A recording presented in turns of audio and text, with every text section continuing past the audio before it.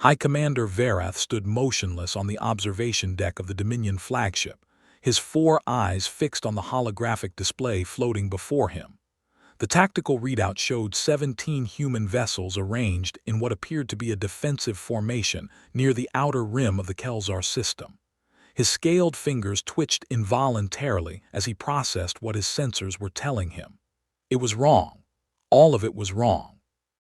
The Valorian Dominion had conquered 1,100 star systems across 3 galactic arms. They had subjugated 47 sentient species, absorbed their technologies, and built the most formidable military force the known universe had ever witnessed. Their understanding of physics, engineering, and warfare had been refined over 12,000 years of expansion. Nothing surprised them anymore, until humanity. Lieutenant Commander Katie Morgan stood at the helm of the USS Endeavour, watching the same tactical display from the opposite perspective. Around her, the bridge crew moved with practiced efficiency, calling out readings and confirmations in calm, measured tones. The Valorian fleet outnumbered them nearly 30-1, over 500 warships, ranging from destroyers to the massive dreadnought that served as their command vessel. She should have been terrified.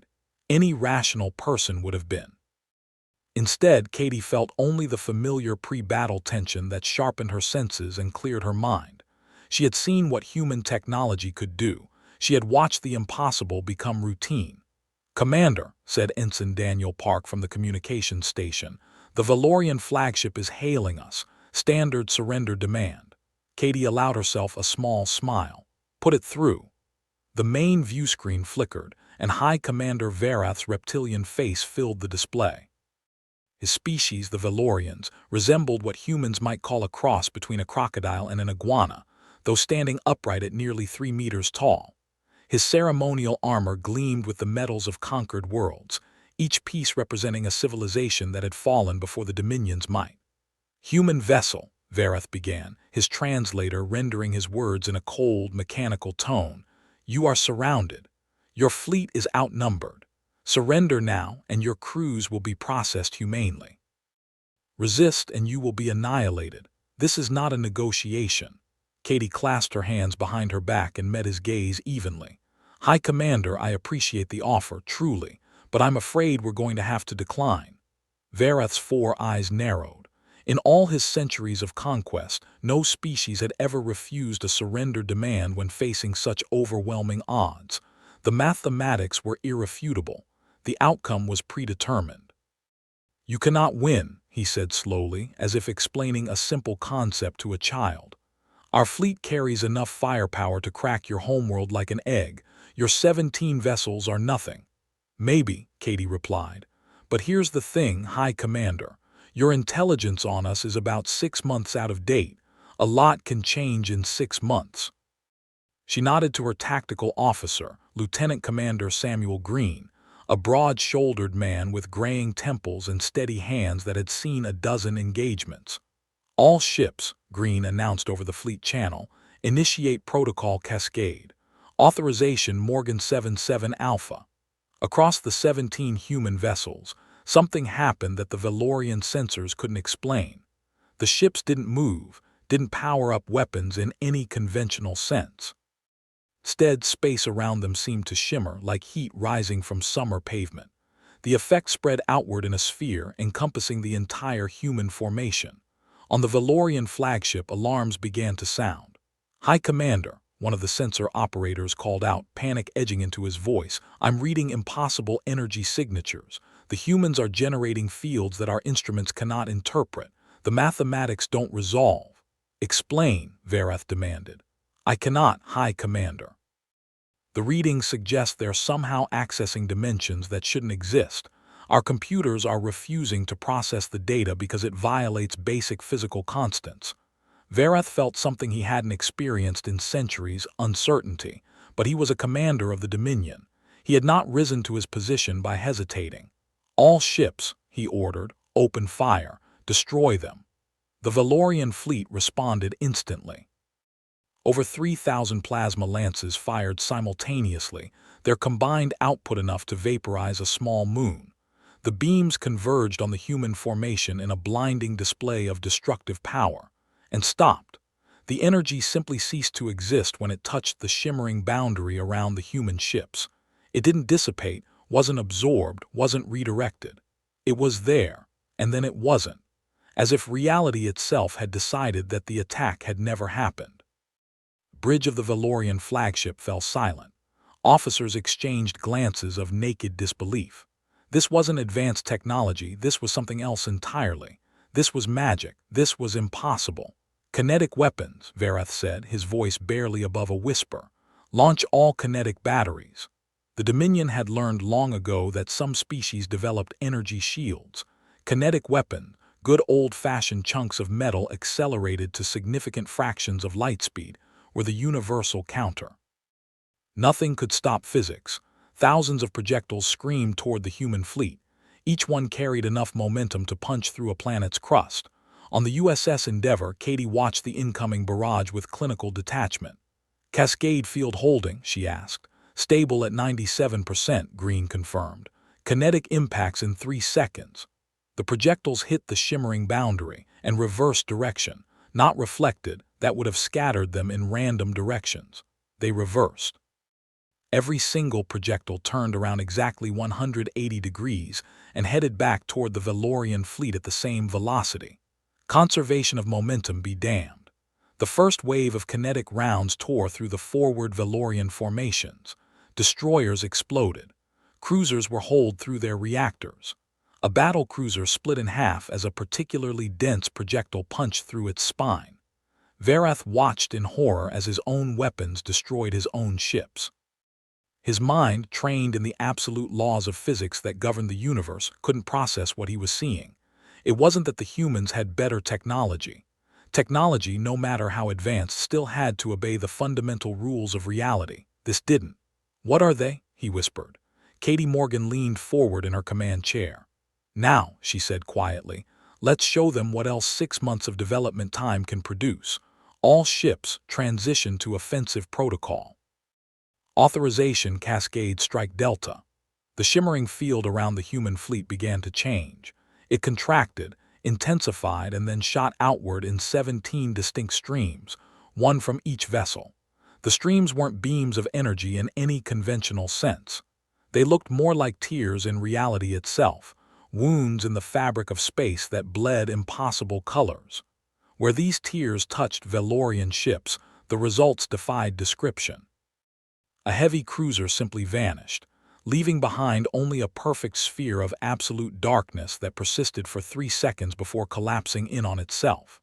A destroyer aged 1 billion years in an instant, its hull crumbling to rust, and then to dust in the time it took to blink. A dreadnought found itself existing in 2 places at once, both versions equally real, until reality corrected the error by allowing neither to exist. The Valorian fleet had trained for every conceivable combat scenario.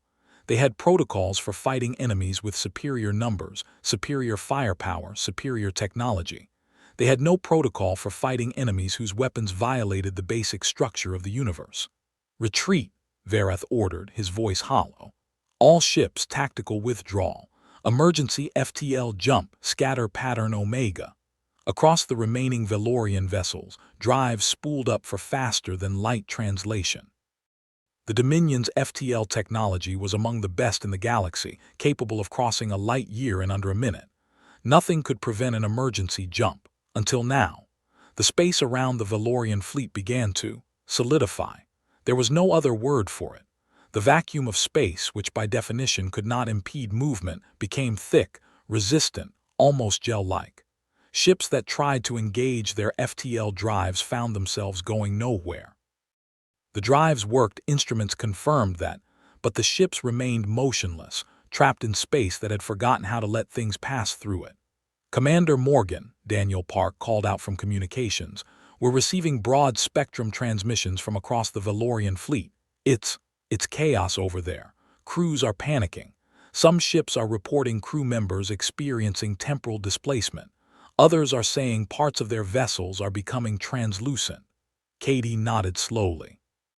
Cascade Field was never meant to be a weapon in the traditional sense. Dr. Elizabeth Hayes, the genius behind the technology, had described it as less of an invention and more of a discovery, a way of accessing the fundamental substrate of reality and convincing it to behave differently. The Valorians, for all their thousands of years of advancement, had never realized that the physical laws they took for granted were more like suggestions, guidelines that reality usually followed but didn't have to. Humanity had figured that out 8 months ago. In a lab in Arizona, a team of physicists had accidentally created a localized zone where the speed of light was different. Not faster or slower, different. The mathematics describing what they'd done required entirely new symbols, new concepts, new ways of thinking about existence itself. Within 6 months, that discovery had been weaponized. Not because humans were particularly warlike, though the Valorians would have disputed that, but because they'd seen what the Dominion did to species that couldn't defend themselves. The Krell, the Moravia, the singing minds of Cygnus VII, all gone, absorbed, enslaved, or exterminated. Humanity had decided early on that they would not join that list. High Commander Varath stood alone in his command center. Around him, his officers had either fled to other parts of the ship or stood frozen at their stations, unable to process what was happening. The tactical display showed his fleet, what remained of it, scattered and helpless, trapped in a space that no longer obeyed the rules. The communication channel crackled to life. "High Commander," Katie Morgan's voice came through, calm and almost sympathetic. "I think we need to have that negotiation you mentioned earlier." Varath's pride screamed at him to refuse, to fight to the last ship, to die with honor as befitted a commander of the Dominion. But he was also a pragmatist, and pragmatism told him that honor meant nothing if your entire species was erased from existence. "What do you want?" he asked. "The same thing every species wants, High Commander, to live, to thrive, to not be conquered by an empire that sees us as either resources or threats. We're willing to release your fleet and allow you to return to Dominion space, but we need certain assurances. You would let us go." Varath couldn't keep the surprise from his voice. "After what we tried to do." "We're not you," Katie replied simply. "We don't want an empire. We don't want to rule other species or strip mine their worlds. We just want to be left alone. Can you give us that?" The question hung in the thickened space between their vessels. Varath thought of the Dominion's history, its endless expansion, its fundamental belief that the strong must dominate the weak. It was who they were. It was all they knew, but the humans had just demonstrated that they weren't weak. They were something else entirely, something that didn't fit into the Dominion's neat categories of predator and prey. "I will need to consult with the Council of Hierarchs," Varath said finally. "This decision is above my authority." "Of course. We'll maintain the containment field until you've had a chance to communicate with them. Take your time, we have supplies for months, and I imagine your crews could use a break from the temporal effects they've been experiencing." Varath's scales prickled with humiliation. She was being magnanimous, offering mercy from a position of absolute power.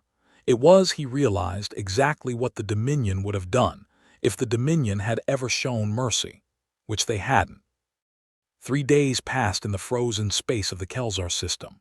The Valorian crews, initially terrified by the strange effects that seemed to bleed through from wherever the humans had trapped them, gradually calmed as they realized they weren't being harmed. Food appeared on their vessels, not transported, not beamed, just suddenly present in their cargo holds. Water recyclers that had been damaged in the initial exchange found themselves repaired without anyone touching them. The humans, it seemed, were making a point. On the 4th day, the Council of Hierarchs responded to Varath's report. Their message was brief, but its implications shook him to his core. "The Dominion will not be threatened," the message read. "Your orders are to destroy the human fleet by any means necessary. Reinforcements are being dispatched from 17 sector fleets. Expected arrival 3 standard days. The full might of the Dominion will crush these upstarts."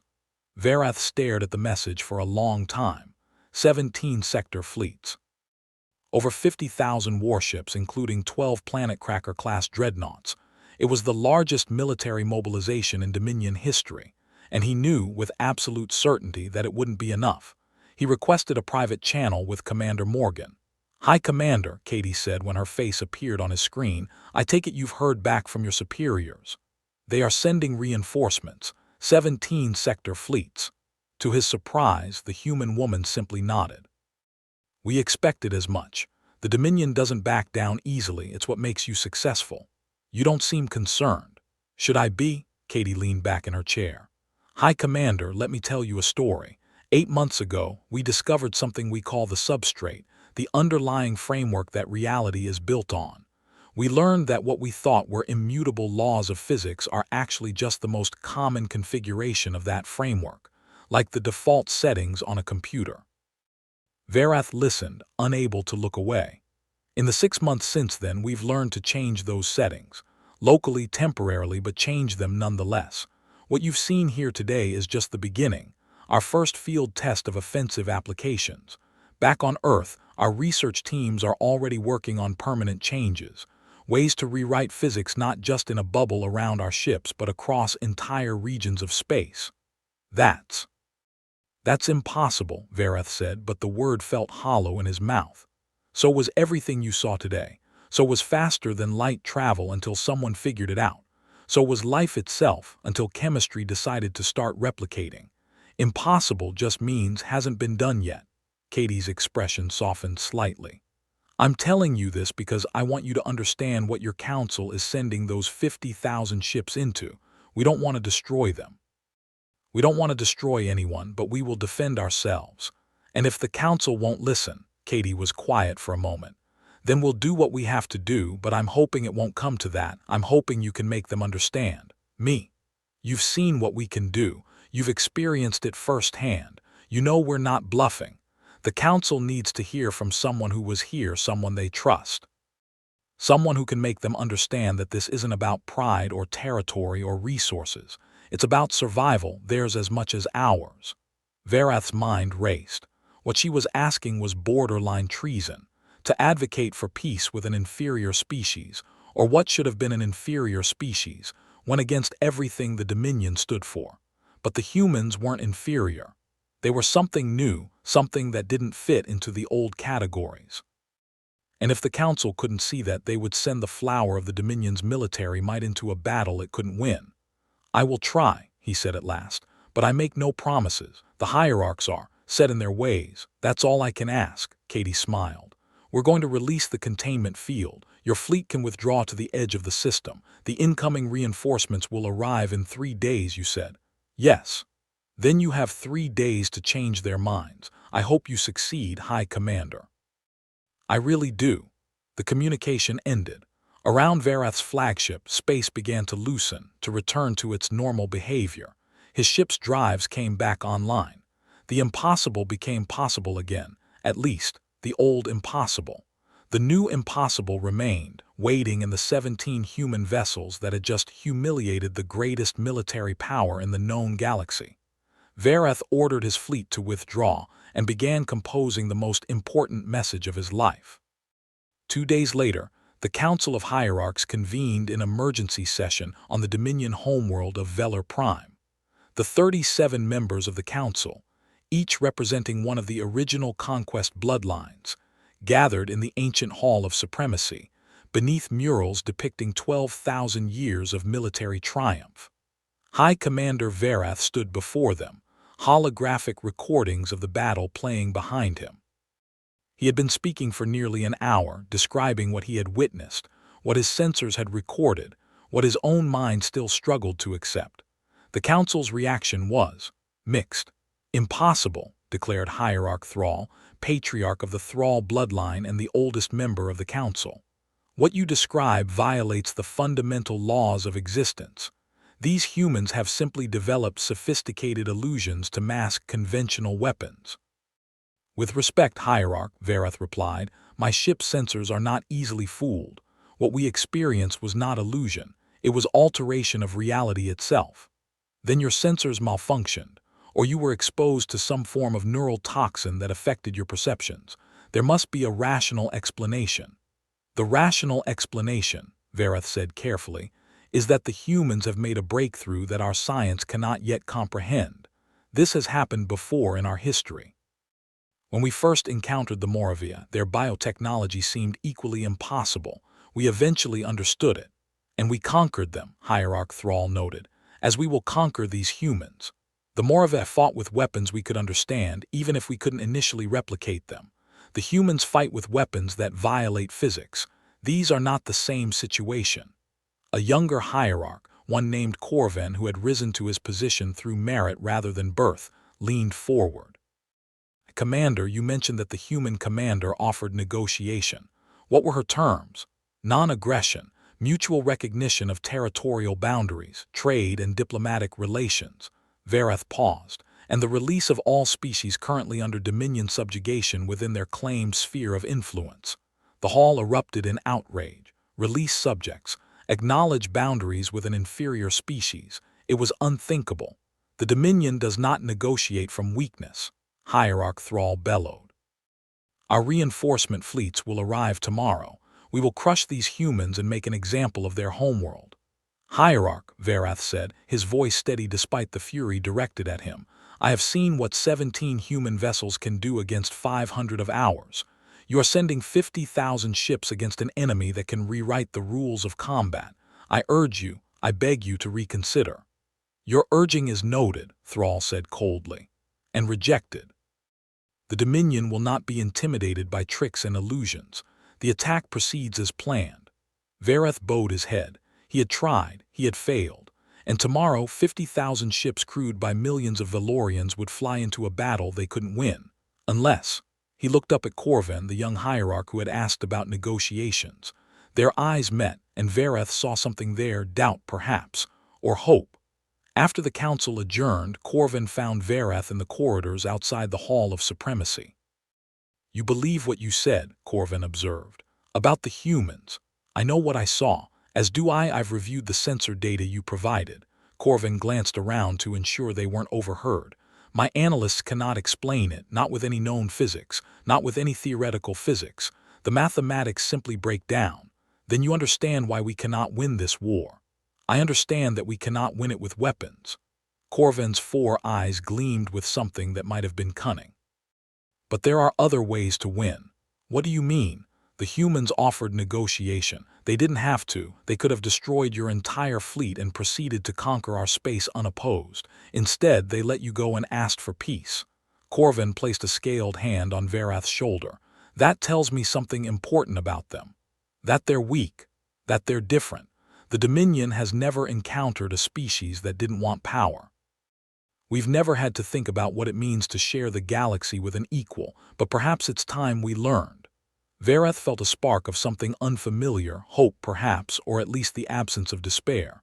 What are you proposing? The attack fleet hasn't reached the Kelzar system yet. I have contacts among the sector commanders, if enough of us refuse to engage. Corvin trailed off, letting the implication hang. That's mutiny. The Council would have our heads. The Council won't be able to have anyone's head if the attack proceeds and fails. Think about it, Varath. 50,000 ships destroyed in a single battle. The backbone of our military gone. How many subject species would take that opportunity to revolt? How many old enemies would see weakness? Corvin's voice dropped to a near whisper. The Dominion's strength has always been perception as much as reality. A defeat of this magnitude wouldn't just cost us ships. It would cost us everything. It was treason. It was the highest crime a Valorian could commit. And it was, Varath realized, the only way to save his people. Tell me what you need me to do, he said. The reinforcement fleets arrived at the edge of the Kelzar system on schedule. 50,000 ships arranged in the classic Dominion assault formation, designed to overwhelm defensive positions through sheer concentrated firepower. At the center of the formation sat the 12 planet-cracker dreadnoughts, each one capable of sterilizing an entire world. Supreme Commander Krath, veteran of 100 campaigns and the Dominion's most decorated officer, stood on the bridge of his flagship and surveyed his forces with satisfaction. Whatever tricks the humans had used against Varath's pitiful force, they would prove useless against this armada. All ships, he commanded, advance to engagement range. Nothing happened. I said advance. Krath repeated, his voice rising. His communications officer turned to face him, his scales pale with fear. Supreme Commander, we're receiving refusal orders from 7 of the 17 sector fleets. They say they won't attack. What? The commanders are citing tactical concerns. They've seen High Commander Varath's censored data. They're demanding negotiations before any engagement. Krath's vision went red with fury. 7 fleets refusing orders. 20,000 ships sitting idle while he needed them to complete the assault formation. This wasn't just insubordination, it was betrayal. Order the loyal fleets to proceed, he snarled. We will deal with the traitors after we've destroyed the humans. The remaining 10 fleets advanced toward the human position. 30,000 ships, still enough to darken the stars. Even without the full force, it should have been overwhelming. On the USS Endeavour, Katie watched them come. Her fleet had grown in the past 3 days, not through reinforcements but through preparation. The 17 ships now carried upgraded cascade generators, refined through continuous data analysis. They also carried something new. "Commander," said Lieutenant Amy Chen from the science station, "Valorian fleet is at engagement threshold, also detecting the standoff ships holding position at the system's edge." The split worked. Katie nodded. Varath had done his part. Now she had to do hers, and hope it would be enough to end this without more bloodshed. "All ships," she announced, "initiate protocol revelation. Let's show them something they've never seen before." The cascade generators activated, but this time they didn't create a defensive shield or offensive tiers in reality. Instead, they projected, there was no other word for it, a demonstration. Across a 1,000-kilometer sphere of space, the fabric of reality became visible. The Valorian crews could suddenly see the underlying structure of the universe, not the stars and planets and ships, but the actual threads of existence that connected everything. It was beautiful and terrifying, a glimpse of something mortal minds were never meant to perceive. And then, gently, carefully, the human ships began to pluck those threads. Space sang. There was no other way to describe it. The alterations to reality's substrate produced vibrations that translated into something like music, haunting and alien and impossibly complex. Every being in the Valorian fleet heard it, not with their ears but with something deeper. Supreme Commander Krath stood frozen on his bridge, tears streaming down his scaled face. He didn't know why he was crying. He didn't know what he was feeling. He only knew that the humans weren't just fighting with impossible weapons. They were wielding the universe itself. And they were showing mercy. Because if they could do this, make reality sing, make hardened warriors weep with the beauty of existence, they could have done so much worse. They could have unmade the Valorian fleet atom by atom. They could have erased the Dominion from history. They could have rewritten the universe so that the Valorians had never existed at all. Instead, they played music. The song faded, and Katie's voice came through on all channels. "People of the Dominion," she said, "you came here to destroy us. We could have destroyed you instead. We chose not to. We're asking, not demanding, asking for the chance to coexist. Your empire is vast and powerful. Ours is small and young. We don't need to be enemies." She paused, letting the words sink in. "We're willing to share what we've learned. The substrate isn't a weapon, it's a discovery, a new frontier. Imagine what our species could accomplish together exploring it. Imagine what we could build, what we could become." Her voice softened.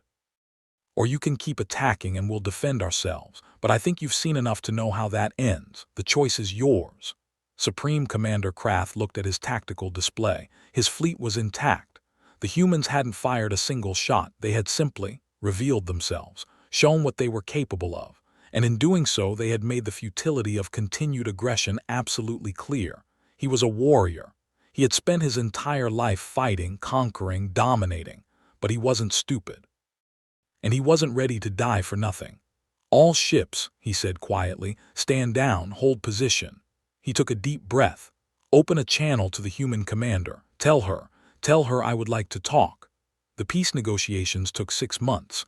There were setbacks, conflicts, moments when it seemed like war would break out again. Hierarch Thrall and his faction opposed every compromise, calling for renewed attacks despite the obvious impossibility of victory. 3 times, rogue Dominion elements attempted strikes against human space, and 3 times they were stopped. Not destroyed, but stopped. Their ships gently disabled and their crews returned unharmed. Each act of mercy weakened the war faction and strengthened those who advocated for peace. The final treaty was signed on a space station constructed specifically for the purpose, positioned exactly on the border between human and Dominion space. It granted independence to the species within human-claimed territory. It established trade routes and diplomatic relations. It created a joint research initiative to study the substrate, with Valorian scientists working alongside humans to unlock the secrets of reality itself. And it contained a clause that the Dominion had never before accepted in any agreement: mutual respect between equals. Katie Morgan stood at the observation window of the new station, watching as Dominion and human vessels passed each other peacefully. It still felt surreal, even after all these months. A year ago, she had been a junior officer on a patrol cruiser. Now she was an ambassador, one of the architects of an entirely new interstellar order. High Commander Verath approached her, his massive form reflected in the transparent wall. "You're thinking about the future," he observed. The translator had gotten much better at conveying nuance over the past few months. "Always," Katie admitted.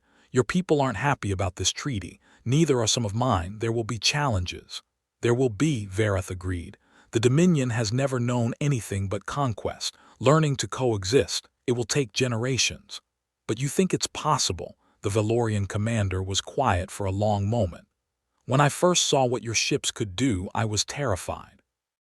I thought we were facing demons or gods or something beyond comprehension. I thought humanity was here to destroy us.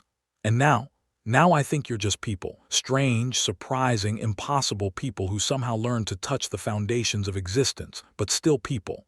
He turned to face her directly. "And people can change, even Valorians," Katie smiled. "That's the most optimistic thing I've ever heard you say. Don't get used to it. I'm still a product of 12,000 years of military culture. Optimism doesn't come naturally." But there was a hint of warmth in his translated voice. "Thank you, Commander Morgan, for showing mercy when you didn't have to, for giving us a chance we didn't deserve." "Everyone deserves a chance," Katie said. "That's something humans figured out a long time ago after we spent centuries fighting among ourselves. It took us nearly destroying our own planet to learn that cooperation beats conquest. Maybe we can help you learn it faster. Perhaps." Verath looked out at the stars. "I look forward to seeing what we can build together. The universe is vast. There's room for both of us." As if in answer, a human research vessel glided past the station, its cascade generators creating a faint shimmer in space as it prepared to explore another region of the substrate. Beside it flew a Valorian science ship, its crew eagerly awaiting the chance to witness, and eventually understand, the impossible made real. The Empire had come to conquer. They had found something far more valuable instead: a future. And somewhere in the vast darkness between stars, reality continued to hum its infinite song, waiting to reveal more of its secrets to those brave enough to listen. 5 years after the Treaty of Kelsar, the Joint Human-Valorian Research Initiative made its greatest discovery. Deep within the substrate, they found evidence of other intelligences, not aliens in the conventional sense, but entities that existed outside normal spacetime, woven into the fabric of reality itself. The implications were staggering. The universe wasn't just vast, it was inhabited in ways no one had imagined. And for the first time in history, two former enemies stood together on the threshold of that greater mystery, united by curiosity rather than divided by fear. Dr. Marcus Webb, lead researcher on the human side, presented the findings to a joint assembly of Dominion hierarchs and Earth's governing council. His counterpart, a Valorian scientist named Thraxus who had once served as a weapons designer, stood beside him. "We believe these entities have been aware of us for some time," Marcus explained, the holographic display behind him showing patterns in the substrate that could only be explained as intentional. "They've observed our development, both human and Valorian, and they've apparently decided to make contact." "Why now?" asked Corvin, who had risen to lead the moderate faction on the Council of Hierarchs. Thraxus stepped forward, his scales gleaming under the assembly lights. "We believe it's because of the peace. Our analysis suggests these entities have been watching the galaxy for millions of years. They've seen countless species rise and fall, usually through mutual destruction. The fact that humans and Valorians chose cooperation over annihilation, it appears to have interested them. Interested them how? Earth's Secretary General, a woman named Ruth Porter, leaned forward. "They want to teach us," Marcus said simply.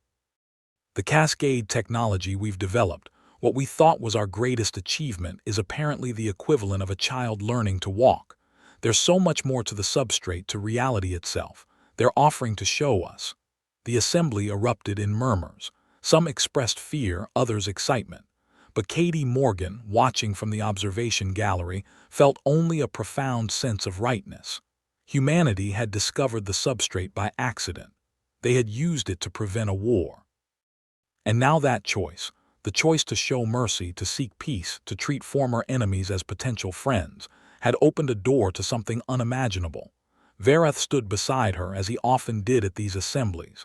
Their unlikely friendship had become a symbol of the new era. "Your species never ceases to amaze me," he said quietly.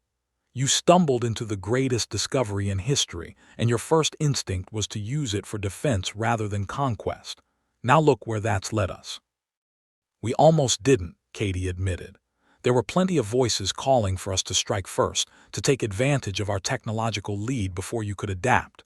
We came very close to becoming exactly what we feared. But you didn't, and that made all the difference." The assembly voted to accept the entity's offer.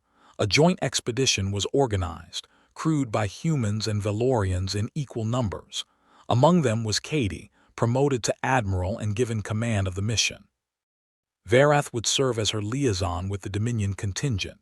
The day before departure, she visited the memorial on Earth, a simple garden where the names of those lost in the early conflicts with the Dominion were inscribed on stone.